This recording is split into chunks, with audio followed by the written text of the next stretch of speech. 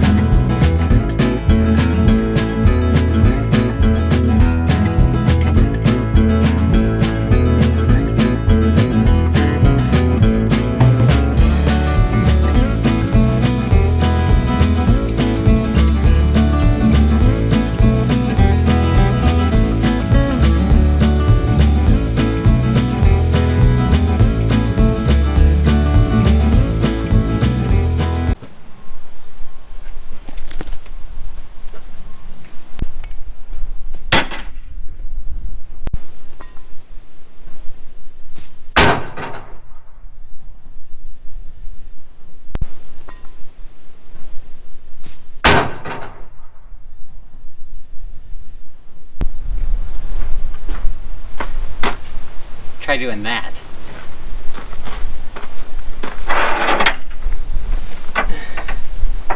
It's not exactly where I want it hooked, but that was a good shot.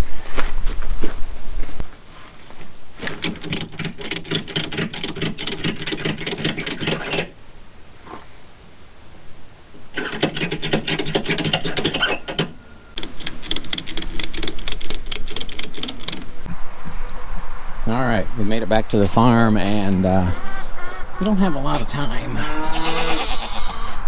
to get this unloaded. And I'm probably not going to feed hay today because we're about to get a pretty good rain shower, and they don't tend to eat the hay very well once it gets soaking wet. So what we're going to do, we're going to feed grain to everybody, so that way that's done and they eat it before the rain gets here. So what we do, I've got my trusty 5-gallon bucket here. I do a 5-gallon bucket and a half for the 5 goats and the 3 cows. A 5-gallon bucket of this feed weighs 26 pounds, 26, almost 27 pounds, and that works out to just shy of 2% of the cow's body weight, but I feed hay too, so if my math works out, I think that's about right, what they need with the goats and everything. But I'm not a nutritionist, and I've never had a feed analysis on hay, but my elevator told me that my feed is like 17% protein compared to what they usually make. So let me put you guys up here for a second. Back off, cow. Go. Go, shoot.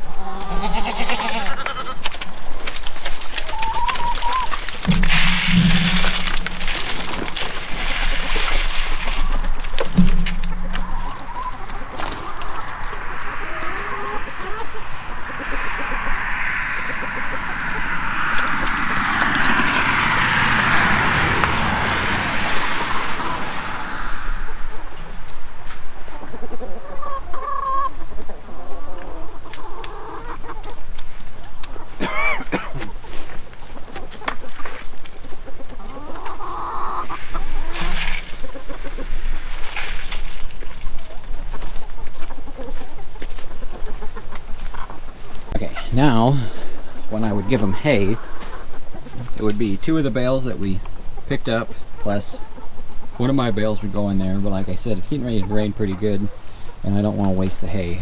So we'll skip that. They got plenty of water. Now, I check the chickens here, and I got a big feeder for the chickens, and I filled this up December 31st with 75 pounds of layer feed and like 2 5-gallon buckets of wheat.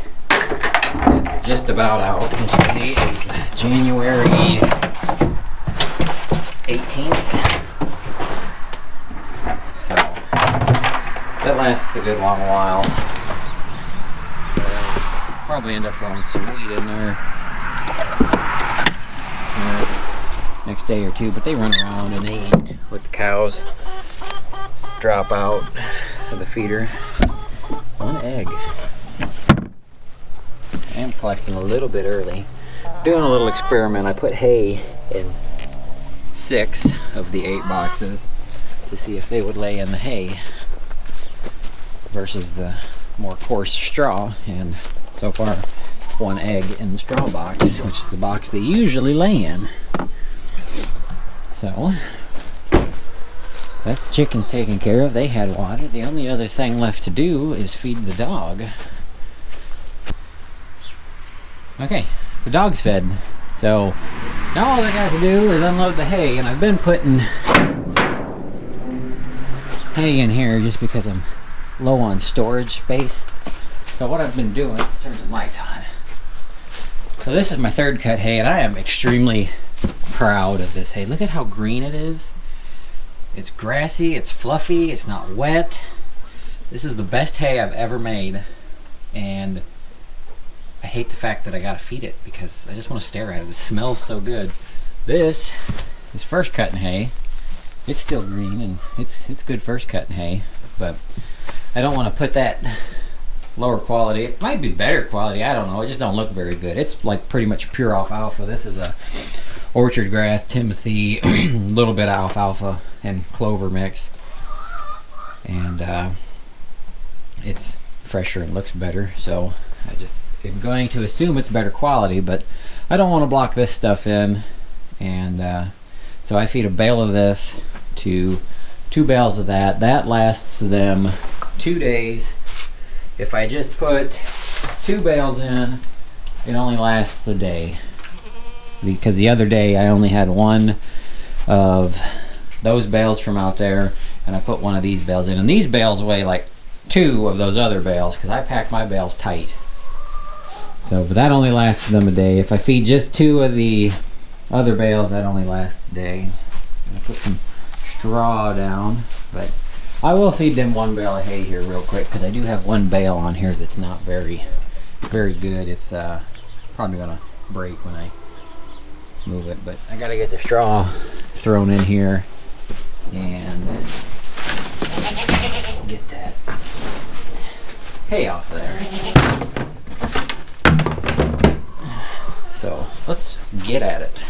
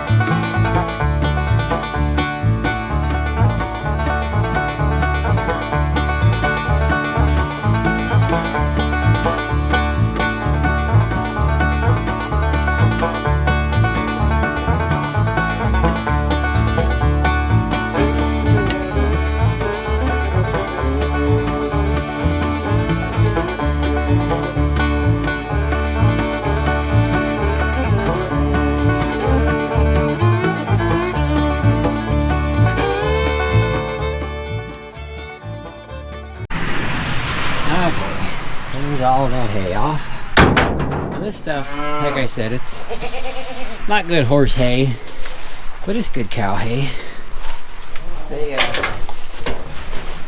They take care of draft horses, show draft horses for some lady. They make their own hay. And they use bale baskets. And I think they said this stuff got rained on and it sat out for a couple days. They don't want to feed it to horses because it's got some bad spots in it. And it's sun bleached and a little dusty. But you crack into them. And there's some green in there. A little bit of mold in this one. It's real still. Cows are the birds of it. I gotta do something about all this mud. It's on the list of things to do this year. I'm gonna try to stone that. Because it's really the first year. No, not the first year. The first time raising cattle for as long as I have. I think into this time of the year. And it's a little muddy out there. So let's throw down some straw for these guys.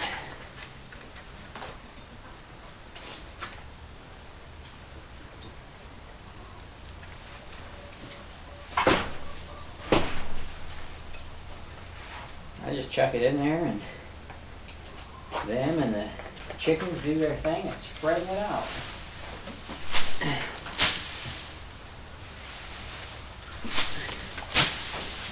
Sometimes we'll go in there and fluff it out.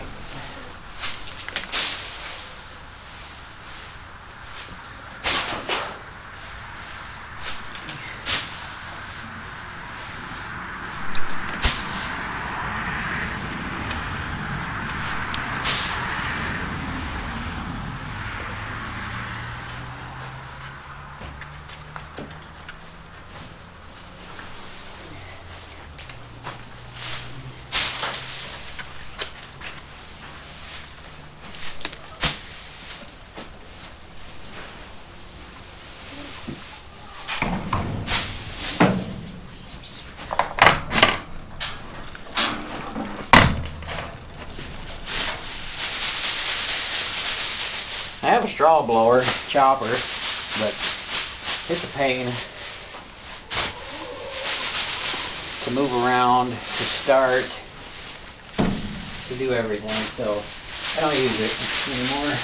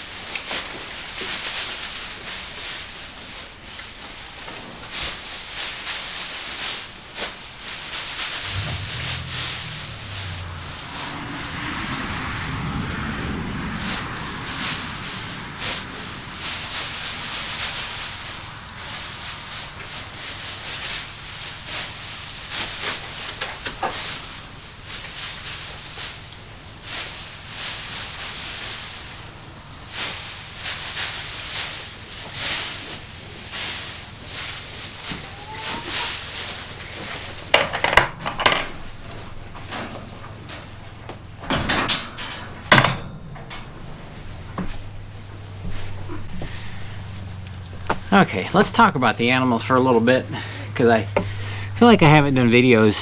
Well, I haven't done videos about the animals for a long while, I don't think. So, right here in front of you, we got 3 Angus Jersey crossed heifers. I bought these in March of 2022, and they're scheduled, well, we'll talk about that later, but their departure date is sometime in April on a cancellation, because it's really hard to get stuff booked, if you know what I mean. Stuff's booked out 2 years from now, so if I could book cows today that aren't even born, it's pretty much what you have to do now. I mean, that's how far booked out they are. So these guys, Dad's gonna take one and do it himself, and then the other 2, I'm taking one, and my grandpa's split in half. So I really only have 2 that need to go, and they'll be a little on the light side, but I don't like them real heavy. They're probably 700, 800 pounds right now or so. And after these guys leave, I don't know what we're gonna get into. I've been looking to get some more cows. I like raising them. I like to get them just after they're weaned off of the bottle, about 200 pounds or so, 150 to 200 pounds off the bottle. Put them on feed, and that's my preferred. That's when they're usually the most economical to buy, I think, because you don't got to bottle feed them, you don't got to worry about them dying. They're on feed. Somebody hasn't already started feeding them, so I mean, maybe just a little bit. But I want to get some Dexters. I would like to get a milk cow, but I really want to get into some Dexters and try those. I know everybody says don't get into the specialty niche-y breeds, but I think the Dexters will do me good. Quit eating the building. You're not a goat. And because they max out about this, and I like them about this size. Get a little bit bigger, they're a little bit more to manage and everything. But we got some plans this year for stuff along that lines, and doing more with cows. And then we got 5 goats out there. We'll go out there and watch them play in the manger. I had 7 here up till a couple weeks ago, and I took 2 of them off, sold them. So they're all due to kid here real soon. Well, with exception to maybe that one right there. See, I bought her, and that one right there, that's the Billy. I bought them together at a sale because I like the Toggenburg breed. They're Toggenburgs, except for that one and the one that's behind it on that side. She's a Toggenburg cross, and I like to breed them to Boar Billies. They throw really good kids, and these dairy breeds seem super hardy. I know that one, she's looking real poor. I don't know if it's just her fur, but I dewormed her, and everybody got a shot of Chorid, because with this mud and chickens and stuff, the goats get coccidiosis real easy, and I fought that last year, and so we're trying to prevent it this year. But this one, the one behind it, and that other one back there you can't see, they're due to kid anytime now. I don't know if they're going to be from this Billy or the Billy I had previous. I had some goats give to me, and they had like a pygmy cross Billy thing, and he got in with them, and so I just let him run and got rid of him. And I had 2 more, like a Nigerian dwarf thing, I think's what they were, a mother, and then one of her kids that would have been old enough to breed, I believe. She actually had kids on Christmas Day, a little boy and a little girl kid, and I have video of it, but they didn't make it past that night. It was real cold. I tried to be hands off, and I let the mother do her thing. I went home for a couple hours. I come back, and the little girl had just died. She didn't, whether she got crushed or she just didn't get up and move around, she didn't make it over to where the mother was at, licking on the little boy. So she ended up dying. And then I put a heat lamp in there, because I don't like to do the heat lamps. Like I said, I like to be hands off and let nature take its course, because I believe good mothers will keep their kids alive. So I really judge them on their mothering ability. And so I put a heat lamp in there, and I put a bale of straw across the pen to kind of block any wind that might come in. Well, that little Billy kid walked in between the bale, and I can show you here. So you see I got the wood alongside of my barn there. So there's about that much of a gap between the metal and where that bale was, because it was up against the 2x4s, and he crawled in there and he froze to death. So he was dead the next morning. So they didn't make it. I was going to keep the mother for another year because I usually give them a second chance, but she doesn't fit the kind of goats I want to go towards, and I wasn't really impressed with her mothering skills because, like I said, that other one was a kid of hers. So I don't know, you know, she had twins. Maybe she had twins before and she couldn't keep the other one alive, and that's why there was only one instead of two that I got. I don't know, but we shipped her down the road and her little kid that she had before.